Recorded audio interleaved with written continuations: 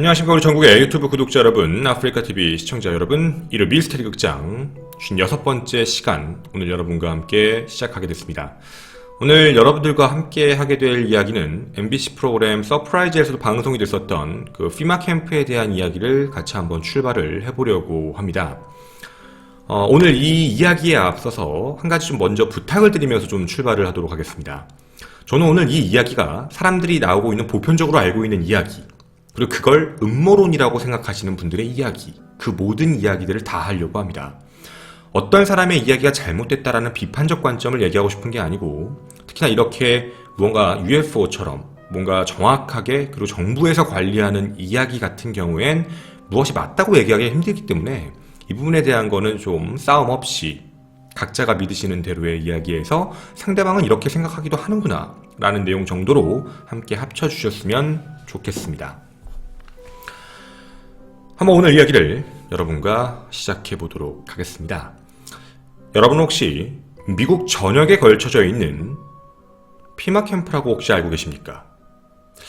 약 수용소로 알려져 있는데 800개에서 약 1000개 정도가 있는 걸로 알려져 있습니다. 정확하게 피마 캠프에 대한 풀네임을 그대로 번역해서 읽어드리면 미국 연방 재난관리청, 그러니까 재난을 관리하는 하나의 본부다라고 알아주시면 제일 좋을 것 같습니다. 일단 우리가 여기까지만 들어보면 그렇게 문제가 있는 곳은 아닌 것 같다라고 생각할 수 있을 것 같긴 했습니다. 그냥 뭔가 재난을 관리하는 하나의 재난관리 본부처럼 있구나라고만 생각을 하면 되니까 말이죠. 그리고 실제로 연방 재난관리본부에 대한 이야기를 먼저 좀 중요하게 얘기할 건 만들어진 원리인데요. 바로 이분이십니다. 미국의 닉슨 대통령 때부터 이 이야기가 나오기 시작을 했고, 그리고 1979년 지미 카터 대통령이 행정명령, 바로 이겁니다. 행정명령으로서 11148이라고 부르는 이 이야기를 의회에 통과시키며 정식으로 피마 캠프는 만들어지게 됩니다. 근데요, 여기서 우리가 만들어지는 시작점부터 조금 이상한 걸 하나 얘기를 좀 해보고 싶습니다. 분명히 피마 캠프는 뭔가 정부 기관으로서 만들어졌는데 정부 기관은 그냥 이상 만들어지는 게 아닙니다. 미국 헌법상 정해진 대로요, 의회에 이제 찬반 토론을 겪고 의회에서 이거 하자라는 승낙이 떨어지면 사인하고 만들어지는 그런 과정을 거친 게 아니고요. 단지 지미 카터 대통령이 행정명령을 내립니다. 그리고 거기에 사인 하나를 딱 하고 만들어진 그런 기관입니다. 그러니까 우리가 이 원리부터, 시작부터 먼저 좀 얘기하고 싶었던 건 보통에 만들어지는 행정단체와는 조금 다른 형태를 띄었다라는 것부터 좀 얘기를 하고 싶었습니다. 그리고 원래 피마 캠프의 원래 초창기의 목적 자체는 뭐냐면 미국 영토 내 핵전쟁입니다. 핵전쟁이 만약에 발발할 경우에 미국 정부를 보호하고 그리고 국민들을 안전한 곳으로 이동시키는 것, 그게 처음의 목적이었습니다. 그래서 피마의 자체적인 걸 보면 재해대책본부라는 타이틀이 붙어 있어서 사람들이 그냥 재난관리만 많이 하겠구나 라고 생각을 하는 건데, 실질적으로는 핵전쟁에 대한 문제로서 만들어졌던 단체가 맞습니다. 자, 제가 이 이야기를 드리는 이유는 핵전쟁과 관련되어 있기 때문에 어떤 이제 음모 쪽을 생각하시는 분들은 국회 승인도 안 받고 만들었으니까 이상한 단체 아니야? 라고 하실진 모르겠지만 핵전쟁과 관련되어 있는, 어떻게 보면 군사 쪽인 거죠. 그래서 말 그대로 국회의 승인이 아닌 대통령의 행정명령 하나로만 통과됐다 라고도 어떻게 보면 이해할 수 있는 부분일 수도 있는 거고요. 그건 누군가의 생각에 따라 다른 겁니다. 그런데요, 이 피마 캠프는 어딘가 조금 이상한 점들이 실질적으로 하나씩 쏙쏙 나타나게 됩니다. 자, 어떤 부분이 문제였냐면, 미국은 아마 아실 겁니다. 굉장히 강력한 허리케인이 자주 발생합니다. 도시에 엄청난 피해를 주고요, 시민들에게 잠자리를 잃게 하고 실제로 생기를 위협할 만큼의 태풍이 되게 많이 오는 국가이기도 한데, 실질적으로 이 피마는 재난관리를 한다고 하면서 실제로는 방비 아니면 대책, 이 어떤 것도 실제로 세우지 못하는 기구로 알려져 있습니다. 예산 자체는 1년에 어마어마하게 받습니다. 저도 예산에 대해서 이제 브리핑되어 있는 걸 한번 확인을 해봤는데 피마 캠프의 예산은 1년에 약 150억 달러 정도가 들어옵니다. 150억 달러를 한화 오늘 날짜 기준으로 환산해보면 약 16조 1850억 원입니다. 1년에 16조 원이 들어가는 어마어마한 큰 기업이죠. 큰 단체인데 그 정도의 지원을 받는데 방비나 예방? 이런 것도 못한다? 되게 이상한 게 맞습니다. 그리고 이런 걸 하는 게 아니라 다른 부분을 하기 시작합니다.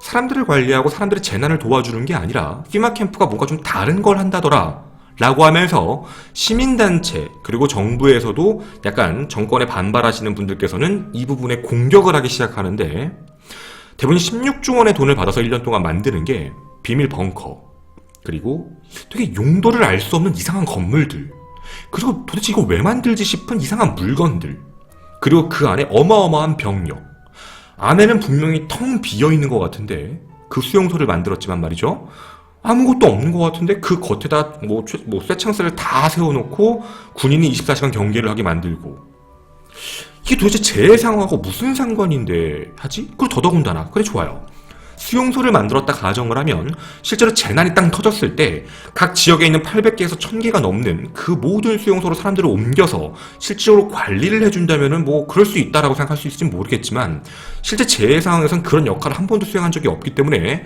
엄청난 비난이 쏟아지게 됩니다. 그래서 결국 되게 많은 조사락이 이르기 시작하죠. 이 피마 캠프를 좀 어떻게 보면 스캡티컬하게 좀 비판적 혹은 음모론적 관점으로 이제 조사를 하셨던 분들은 되게 모든 행동이 비밀 행동적이다. 그러면서 이걸 블랙 오퍼레이션이라고 부릅니다.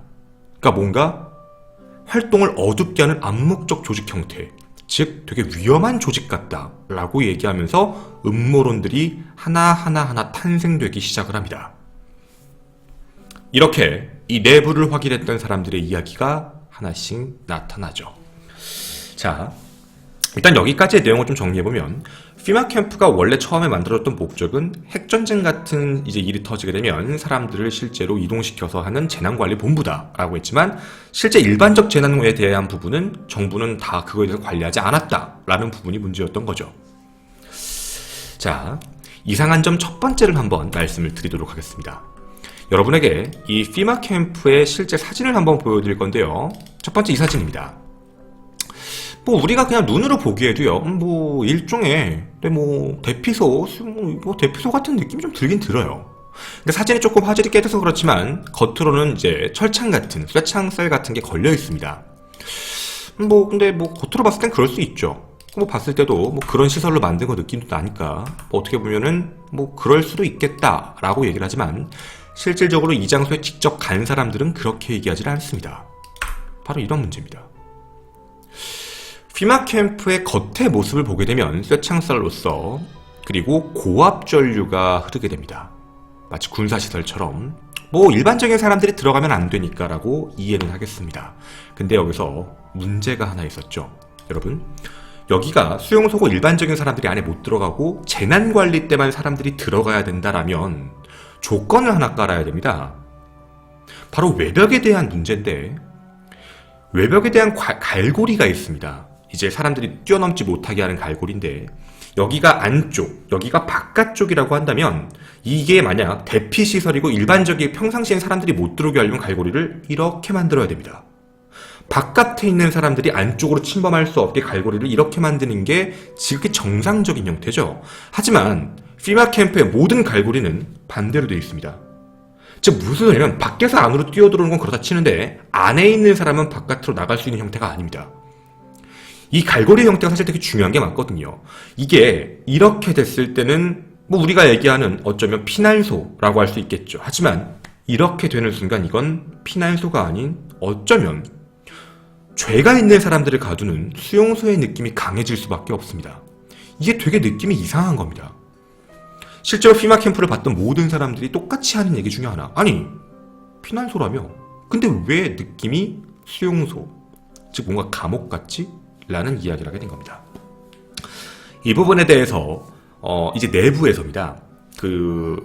뭐 이제 말 그대로 피마 캠프를 관장하는 정부의 내부의 이야기들을 찾아봤습니다. 도대체 뭐라고 여기에 대해서 답변을 했는지. 답변에 대한 근거를 찾기도 되게 힘들었는데 되게 우연한 계기로 그 답변서를 하나 확인했습니다. 미국에도 약간 주마다 청원 시스템이 약간 있는데 한 주에 있었던 청원 시스템에 달린 댓글을 하나 확인하게 됐습니다. 거기서 뭐라고도 이제 그쪽에서 살아났냐면, 이게 재난이 실제로 발생하게 됐을 때 그 사람들을 우리가 안에서 보호해야 되는데, 우리가 그 사람들을 안에서 왜냐면 핵전쟁이니까 전쟁이 발발했을 경우 군인들은 바깥의 일을 신경 써서 내부의 사람들의 일을 신경 못 쓴다. 따라서 내부에 있는 사람이 바깥에 나가는 문제에 대해선 1차적으로 일반적인 민간인들을 보호하고자 하는 차원이 첫째, 둘째는 일명 스파이라고 하죠. 스파이처럼 있는 사람들이 안에서 바깥으로 나갈 수 있는 문제가 있기 때문에 그 부분을 막기 위해서 이렇게 한 것이다. 그러니까 안에서 바깥으로 들어오는 건 군인들이 통제할 수 있지만 밖에서 안으로 나가는 문제에 대한 거는 실제로 좀 이제 관할이 어려울 수도 있다라는 이야기로 두 가지 근거를 넣어서 얘기를 하고 있습니다. 뭐 물론 이 부분에 대해서 정부의 말을 아예 믿지 않는 사람들은 아예 말도 안 되는 소리 하네 라고 할 수 있을지 모르겠지만, 뭐 내부에 있는 정보를 뭐 가져가는 스파이의 존재의 문제 때문에 뭐 모양을 일부러 그렇게 만든 것이다 라고 한다면 뭐 그렇게 생각할 수도 있다고는 생각을 합니다.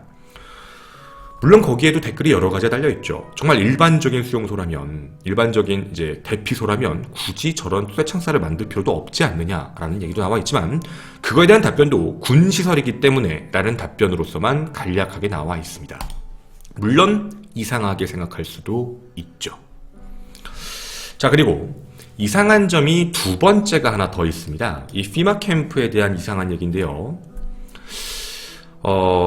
알렉사르라는 사람이 미국 군사기지와 관련되어 있는 다큐멘터리를 촬영하고 있었습니다. 피마 캠프를 촬영했던 게 아니에요. 그냥 군사시설, 뭐 51구역 같은 군사시설 관련을 다큐멘터리를 촬영을 이렇게 쭉 하고 있다가 되게 우연하게 피마 캠프의 존재를 확인하게 됩니다. 아, 이런데 이런 게 있네?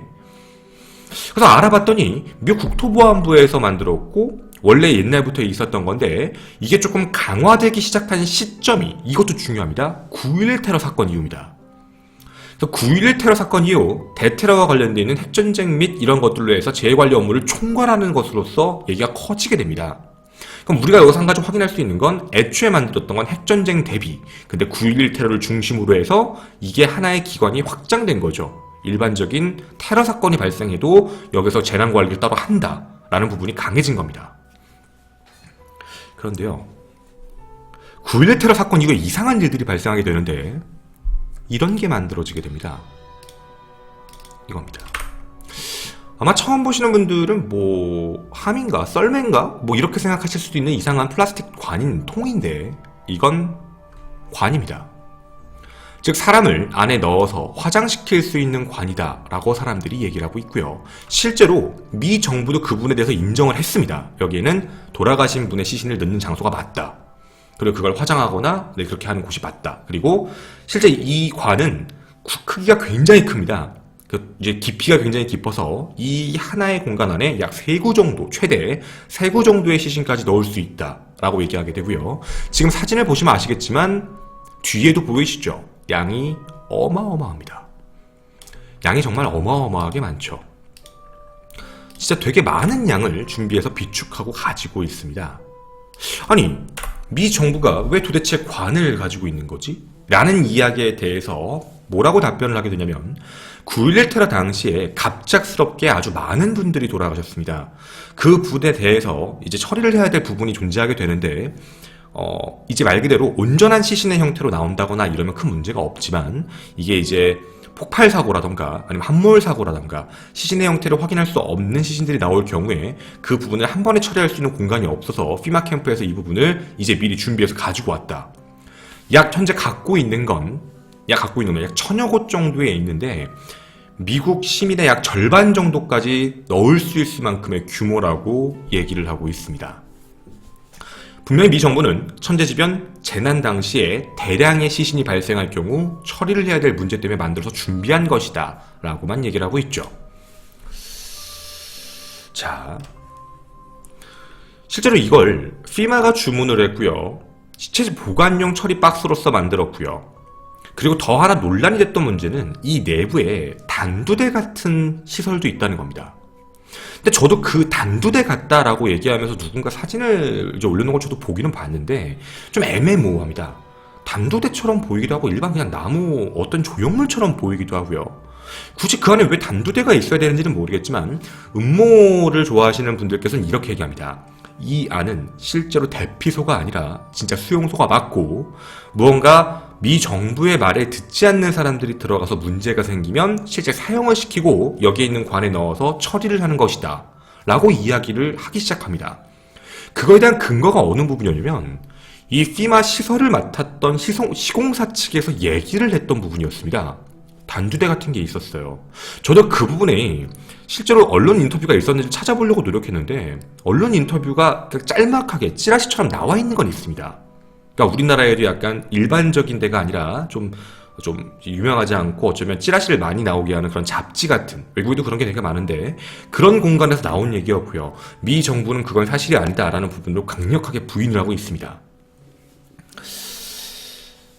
자, 그리고 또 이 안에서 이상한 일이 하나 이야기가 더 터지죠. 2009년, 이건 아마 서프라이즈에서 한번 나온 걸로 알고 있는데 미국 녹색당 후보였던 신디아 맥켄리라는 후보가 이런 폭로를 합니다. 피마 캠프에 실제 이송되었던 5,000구의 시신을 본 적이 있다. 근데 그 시신에는 시체에 총상이 있었다. 자연재해로서만 사망한 사람들이 들어간다고 알려져 있는데 실제로는 총상이 있는 사람도 있다. 이거 좀 이상하다 라고 하나의 폭로를 하게 됩니다. 그래서 이 첫 번째 얘기했던 뭔가 되게 수용소라기보다, 그러니까 이제 우리가 대피소라기보다는 수용소적 느낌, 그리고 관 같은 게 있는 것, 그리고 군인들이 관리하고 있는 부분, 그리고 이 안에서 뭔가 시신이 이상한 게 발견됐다라는 부분까지, 단두대도 있었다라는 이야기까지 모든 이야기들이 합쳐지기 시작하면서 피마 캠프를 더 의심하기 시작을 하게 됩니다. 도대체 이곳은 무슨 공간일까요? 우리가 지금 여기까지 의문점 2가지만 얘기를 들어봐도요, 얘기가 굉장히 이상합니다. 근데 이 부분에 대해서 저도 찾고 싶었던 부분, 진실적으로 밝혀진 이제 사실적인 얘기만 해드리면, 처음에 지미 카터가 만들게 되고, 그리고 지미 카터가 만들고 나서 그 다음에 나왔던 9.11 테러 이후에 이제 이런 시설들이 더 확장되었다라는 건 사실적 내용입니다. 그리고 이 안에서 뭔가 이제 재해에서 발생했던 시신들을 실제로 이제 그렇게 처리를 했다라는 부분까지도 밝혔던 자료인데, 여기서 따로 나왔던 근거 없는 이야기들, 일명 썰이라고 하겠습니다. 이렇게 나왔던 것 첫 번째는 단두대 같은 사형시설이 있다. 총상이 있는 시신들이 있었다. 뭔가 이상한 내용이죠. 근데 물론 사실만 놓고 봤을 때는 아닐 수도 있고요. 그 내용이 맞다고 판단하게 되면 여긴 이상한 기관이 되는 게 맞습니다. 여러분이 이 범위를 어디까지 높낮이로 믿는지에 따라서 이야기가 바뀔 거라고 생각을 합니다. 나는 좀 더 깊은 쪽을 믿겠다라고 하면 이 기관은 이상한 기관입니다. 하지만 나는 그냥 정부가 발표한 사실적인 내용만 믿을래 라고 한다면 정상적인 기관일 수도 있습니다. 그럼 이제 각자가 믿는, 나는 약간 그래도 아직은 정부 쪽이야, 나는 아직 좀 나 여기 이상한 것 같아 라고 믿으시는 분들이 아마 나뉘었을 거라고 봅니다. 이제 그럼 제가 그 의문점 3번째를 얘기하도록 하겠습니다. 실제 아주 여러 곳에 설치되어 있는 이 수용소라고 불러도 되고요, 어쩌면 공식적으로 얘기하는 대피소죠. 내부는 텅텅 비어있는데 경계 자체는 굉장히 삼엄할 정도로 움직이게 됩니다. 군시설이 같이 움직이고 있거든요. 음모를 좋아하시는 분들은 이런 얘기를 합니다. 군시설이 실질적으로 삼엄하게 경계를 하고 있다는 건 뭔가 1급 보안이 따로 있는 것이고, 그리고 이 안에서는 우리가 상상할 수 없는 일들이 많이 발생하는 것이다. 그래서 음모를 좋아하시는 분들은 이런 얘기합니다. 세계 정부에 반하는 사람들이 들어가고 노란색, 빨간색, 무슨 파란색 같은 걸 색을 구별해서 사람들을 실제로 통제하게 되고, 혹은 잠재적 테러리스트 같은 사람들 이 안에 보내게 되고, 말을 듣지 않으면 그렇게 죽이고 그리고 불태우는 그런 공간이다 라고 믿으시는 분들이 많이 있습니다. 그러면서 이런 시나리오를 최종적으로 얘기해서 만들어 보게 되면 미국 내에 무언가 폭동이 일어날 걸 가정을 하고요, 이후 체포, 구금, 그리고 군에 의한 계엄령을 선포하게 되면 그거에 대한 법률적 지위가 나와야 되는 게 맞거든요. 여기가 조금 이상했습니다. 잘 집중해서 들어보시면 조금 이상합니다.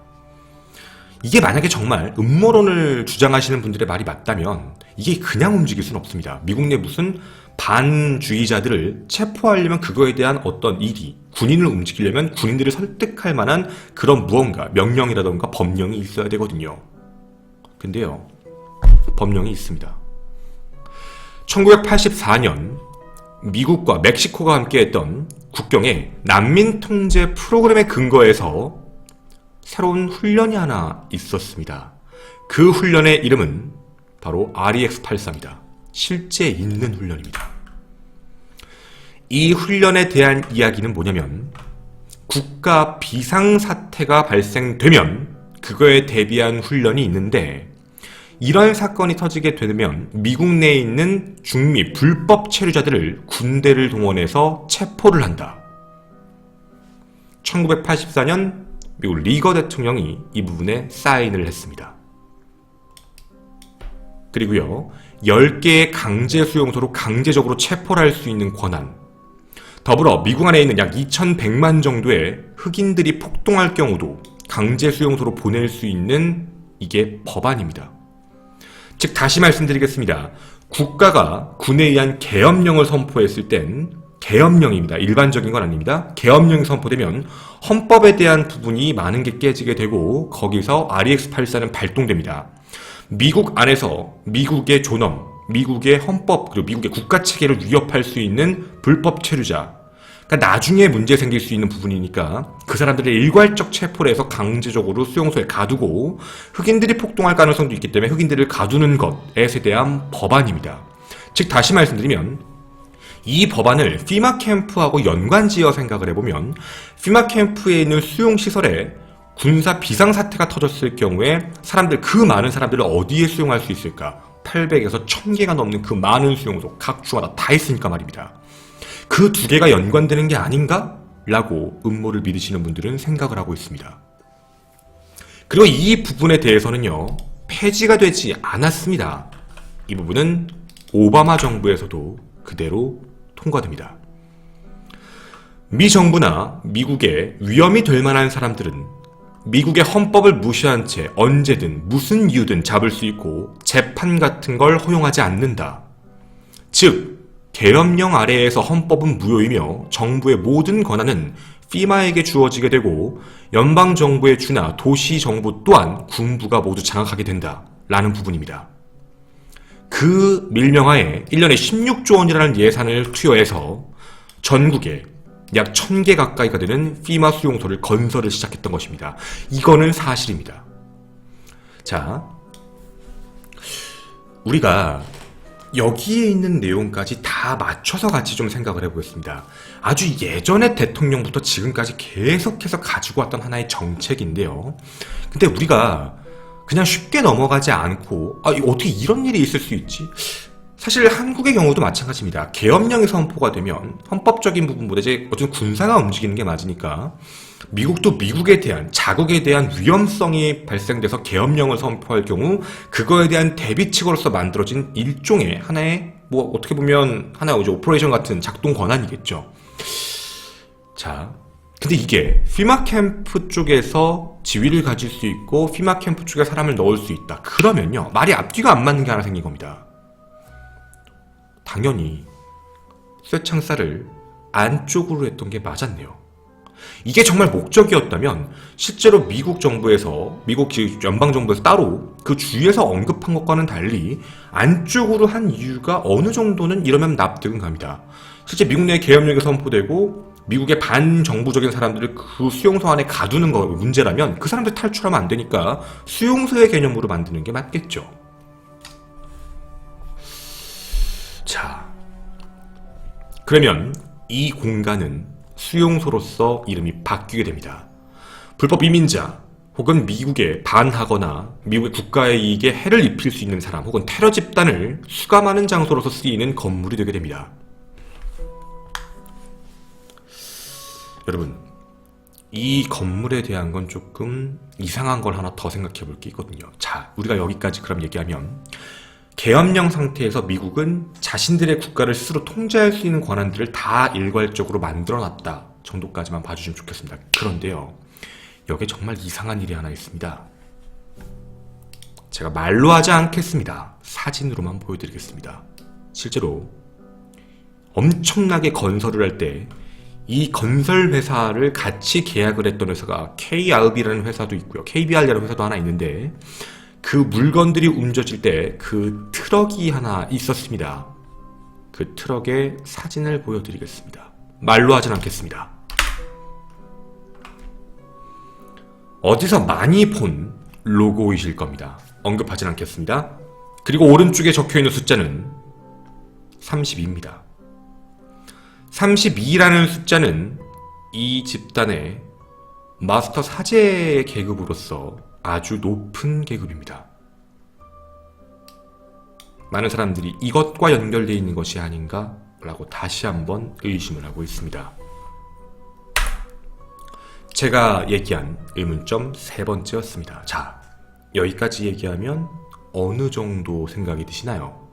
아까 국가편, 정부편에 있으셨던 분은 조금 더 내려오셨습니까? 나는 이제 음모 같아. 이거 이상해. 자, 이상한 점 네 번째를 가도록 하겠습니다. 여러분 혹시 오바마 케어를 아십니까?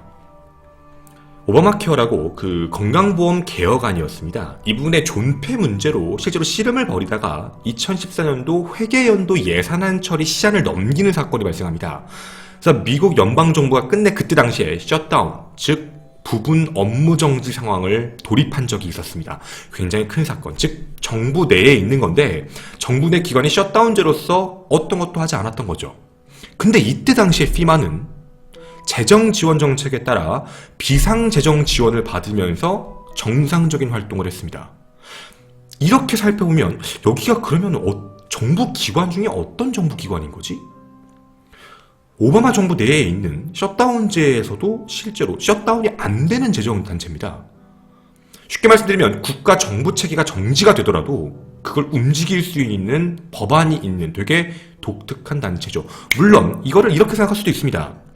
셧다운이라는 게 뭐 그렇게 얘기할 수도 있지만 국가의 재난이 너무 크게 터져서 정부 자체가 모든 기능이 정지가 돼버렸을 때도 그런 상황에서 재난관리본부까지 정지가 되면 문제가 생기니까 그걸 별도로 관리한 것이다 라고 얘기하시는 분들도 물론 있습니다. 하지만 셧다운 제도 내에서 오바마 케어의 문제로 셧다운제가 터졌을 당시에도 따로 일을 했던 걸 보면 이건 어떻게 좀 정부하고 조금 어떻게 보면 다른 쪽의 일을 하지 않는 것인가 라고 의심하는 분들도 있죠. 여기서만 끝나지 않습니다. 의문점 다섯 번째입니다. 바로 전직 FBI의 폭로가 있었습니다. 바로 이분이십니다. 전직 FBI 타드라는 분은요, 이런 얘기를 하시게 됩니다. 최근 약 3만 개의 단두대 구매했다. 15,000대는 조지아주로 이동을 시켰고 나머지는 몬타나주로 이동을 시켰다. 미국 전역 약 1000개 정도의 피마 캠프는 완전 가동 채비가 끝났다. 그리고 이 안에는 약 6억 발 정도의 할로우포터 탄환까지 모두 비축 중이다. 그리고 이분은 이런 인터뷰라고 자서전, 즉 책을 쓰십니다. 책이 나오기 2년 전 사망하셨습니다. 지금 현재 살아계시진 않습니다. 자, 폭로까지 나왔습니다. 전직 FBI가 맞는지까지 확인해봤고 FBI 요원이 맞았습니다. 자, 그럼 거기까지 가게 되면 여기도 조금 이상한 얘기가 나오게 되는 거네요. 그 다음 이상한 점 여섯 번째입니다. 어느 부분이냐면 사람들이 많이 연결시키고 있는 게 바로 베리칩입니다. 베리칩이라고요. 이제 사람들 이 꽂게 돼서 통제를 하게 되는 칩인데 이 부분에 대해서 연결돼서 나오는 이야기입니다. 일종의 바코드거든요. 이걸 처음 만든 게 IBM에서 개발한 바코드를 IBM과 피마 여기를 같이 지원했고 최대 지원 주주인 바로 사업가이자 정부기관 록펠러라는 사람입니다. 록펠러와 관련되어 있는 이야기가 여기서 또 한 번 등장하는데요. 록펠러는 참 음모론의 단골 소재이기도 합니다. 실제 록펠러와 관련되어 있는 얘기가 또 하나 등장하게 되는데 록펠러는 이런 자금과 관련되어 있고 이런 피마 캠프의 운용에 대한 부분의 최대주주로서 이런저런 소재를 하게 되고요. 이거와 관련된 이야기라는 사람들이 많이 죽었답니다. 실질적으로 록펠러하고 되게 연관이 있었던 다큐멘터리 감독, 절친한 친구였거든요. 아론 루소의 인터뷰가 한번 나오고 1년 뒤 사망합니다. 의문사입니다. 그리고 두 번째, 록펠러라는 사람이 너무 지위가 강해지니까 정치인들도 같이 시비를 걸기 시작하죠. 첫 번째로 걸었던 사람이 로렌스 패튼 맥도널드라는 하원 의원이었습니다. 이 사람도 계속 록펠러에 대해서 한번 조사해보자, 확인해보자 했는데 이 사람이 그 유명한 대한항공 칼기 폭파 사고로 사망합니다. 그리고요, 록펠러의 자산 운용자였던 대표이사 제임스 맥도날드도 자금을 합치다가 사망합니다. 권총 자살을 합니다. 록펠러 근처에 있었던 사람들이 다 죽었다. 이건 좀 이상한 거 아닌가? 라는 이야기들이 나오기 시작을 하죠. 그리고 여기와 연결시켜서 나오는 바로 독립영화 회색국가라는 영화가 있습니다. 회색국가라는 영화가 개봉 준비를 하게 됩니다. 당시 데이빗이라는 사람이 이 마이크로폰을 잡고 영화 제작에 들어갑니다. 보시다시피 피마 캠프에 대한 이야기인데 내용은 아까 우리가 말씀드린 음모론적 관점에 대한 이야기입니다. 실제 가동되어 사람들을 가두고 사람을 죽이고 했던 영화였던 거죠. 근데 이 영화는 촬영이 들어갔던 게 아니었습니다. 준비하고 제작하고 일면 예고편 정도만 나와 있는 상태에서 제작 투자 지원을 받고 헐리우드에다 이제 투자권을 따려고 준비해서 약 3천만 달러의 예산으로 제작에 들어가려고 하던 상황이었습니다. 그런데 크리스마스를 앞둔 날, 이 가족은 전부 싸늘한 시신으로 발견이 됩니다. 데이빗 당시 29세, 아내 코넌 당시 28세, 그리고 5살 난 딸 모두 집에서 사망한 상태로 확인이 됩니다. 당시 당국은 동반자살이라는 결론을 내리게 되었던 거고요. 이웃집 컬린이라는 사람이 확인하게 되었습니다. 그리고 이 영화는 당연히 제작이 불투명하게 됐고요. 예고편만 남아있는 상태입니다. 사람들은 이렇게 얘기합니다. 피마에 대한 뭔가 안 좋은 부분을 건드릴 때 사람들이 많이 죽더라. 록펠러와 관련되어 있으면 죽더라. 피마는 함부로 건드리는 것이 아니다. 라는 이야기들이 나오기 시작을 하죠. 그리고 이상한 점 7번째. 바로 전세계 최대 기업이라고 불리는 이곳입니다. 월마트입니다. 전세계에 엄청난 미국 전역엔 약 4,500개의 매장을 갖고 있고요. 매출도 어마어마한데 이상한 클로징 닫고 있습니다. 왜 정상적으로 운영도 잘 되고 매출도 잘 나오는 회사가 이걸 왜 닫고 있는 것인가? 피콜리베라, 캘리포니아, 리빙스턴, 그리고 미들랜드, 그리고 브랜든 전부 닫기 시작합니다. 당시에 뭐라고 얘기를 했냐면 이제 다들 미스테리하게 닫다 보니까 왜 그래요? 라고 했더니 배관 문제 때문에 잠깐 수리하고 다시 열려고요 라고 얘기를 하게 됩니다. 그리고 갑자기 플로리다랑 오클라호마주까지 다 닫고요. 6개월 이상 닫고 공사한다 라고 이야기를 합니다. 사람들은 의심을 갖습니다. 배관 문제인데 왜 폐쇄하는 거야? 그것도 동시에. 그렇게 할 필요 없는데. 분명히 월마트와 피마는 같은 공간으로 움직이거든요. 이러면 뭔가 내부에 뭔가 현재 작동되고 시스템이 움직이고 있는 거 아니야? 이제 그 말도 안 되는 음모론이라고 생각했던 그 일이 실제로 벌어지고 있는 거 아닌가? 라고 생각을 하는 사람들도 있습니다. 여기까지가 이상한 점 7가지였습니다. 여러분은 어떻게 생각하십니까? 지금 여기에 있는 모든 내용들을 좀 정리했을 때 나는 음모론 쪽에 더 가까워졌다. 아니면 나는 그래도 아직은 뭐 위쪽이야. 어떤 쪽이신지 궁금합니다. 저도 이 내용에 대해서 의문점에 대한 내용들을 쭉 봤을 때는 되게 이상하다라는 생각을 했습니다. 전체적으로 봤을 때. 왜냐면 우리가 여기까지 보면 좀 사실적으로 인정할 수 있는 게 있습니다. 분명히 9.11 테러 이후에 피마 캠프는 수용소의 느낌으로 변화한 게 사실이니까 말입니다. 자, 그렇다면 이걸 수용할 때 일반적인 사람이 정말 대테러, 즉 미국 정부에 반하는 사람들을 수용하기 위해서 만든 시설인지 어떤 건지 알 수가 없습니다. 이 의문점을 바꾸고 싶어서 여러 가지에 대한 부분을 확인해 보고자 했습니다. 역으로 가보겠습니다. 첫 번째, 월마트입니다. 월마트 같은 경우는 왜 닫았을까에 대한 문제였던 거죠. 근데 여러분, 월마트가 지금 닫은 게 얼만큼 닫으신 것 같습니까? 미국 전역에 4,500개의 매장이 있습니다. 4,500개 중 몇 개 닫았을까요? 그리고 실제로 내부에서는 배관 공사가 진행 중입니다. 왜 배관 공사가 동시에 발생할까요? 혹시 프랜차이즈 같은 체인점을 운영해 보신 분들이 혹시 있으신지 모르겠습니다. 대부분 같은 시설과 같은 모양으로서 같이 모양을 만들다 보니까 한쪽에서 구조적인 문제의 결함이 발생해서 예를 들면 구조에 대한 부분으로 벌금을 내야 되거나 정부의 관리를 받게 되는 부분이 있으면 그거와 비슷하게 만든 모든 모양들은 바꿔야 합니다. 예를 들면 소방법 같은 것도 있는 거죠. 그렇게 놓고 보게 된다면 어쩌면 롤마트가 일부만 4,500개 중에 정말 뭐 1,000개, 2,000개씩 닫는다면 되게 이상하다라고 볼진 모르겠지만 그냥 몇 개씩 이런 것들이 닿는다라는 부분에서는 어느 정도면 내부 공사적으로 판단할 수 있는 문제도 아닐까라고 생각하시는 분들도 분명히 있습니다. 그리고 두 번째 의문점은 롤마트에 군인들이 들어가는 건 아닌 거거든요. 군인이 들어가서 하고 있는 게 아닌데 왜? 라고 생각하시는 분들도 물론 있습니다. 그리고 여섯 번째 의문점인 이상한 사망, 바로 그레이스테이크 영화 감독에 대한 이야기입니다.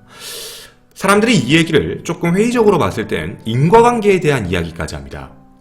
독립영화였다. 이게 원래부터 유명해서 이 분들이 사망을 한 건지, 원래 알려져 있지 않았는데 사망해서 그 뒤에 유명해진 건지는 좀 중요한 얘기인 것 같다라고 이야기를 합니다. 왜냐면 말이죠. 만약에 이게 애초부터 우리는 피마 캠프에 대한 이상한 얘기를 한번 해보려고 해요 라고 하고 끌어올린 여론의 상태에서 만들려고 했다가 사망하게 되면 의문사라고 할 수 있겠지만, 이게 문제는 독립영화처럼 만들어졌고 아무도 관심이 없었고 실제로 예산안도 제대로 통과되어 있던 게 아니었습니다. 그런 상태로 있던 공간 내에서 갑작스럽게 뒤였죠. 뒤에 사망해서 그 이야기가 커졌던 부분, 인과관계가 어느 쪽이 더 맞을까에 대한 부분입니다. 그리고 하나 더, 미국 내에서도 이 피마 캠프와 관련되어 있는 독립영화가 이거 말고도 여러 가지가 제작될 준비가 있었고 제작된 경우도 있다고 합니다. 그런 경우를 놓고 봤을 때는 그 사람들은 살아있는데 이분이 돌아가셨다는 걸로 무조건 인과관계를 그렇게 맞추는 건 좀 위험하지 않겠느냐라고 비판적으로 생각하시는 분들도 있습니다. 물론 여러분의 생각에 몫이죠. 자, 그 다음에 여러분에게 몇 가지 더 얘기해드릴 중요한 내용 중에 바로 이 부분입니다. 정말 피마 캠프가 따로 환영한 적이 없었을까에 대한 궁금증이었습니다. 제가 사진으로 보여드리도록 하겠습니다. 피마 캠프가 실제로 뭔가 재해를 입은 사람들을 도와준 적이 없다. 거짓입니다. 피마 캠프는 보시는 바와 같이 구호 사업을 계속해서 하고 있었습니다. 계속해서 예산을 쓰면서 재해가 발생하게 되면 그 장소에 가서 하고 있고요. 실제로 이렇게 사람들을 관리하기도 있습니다.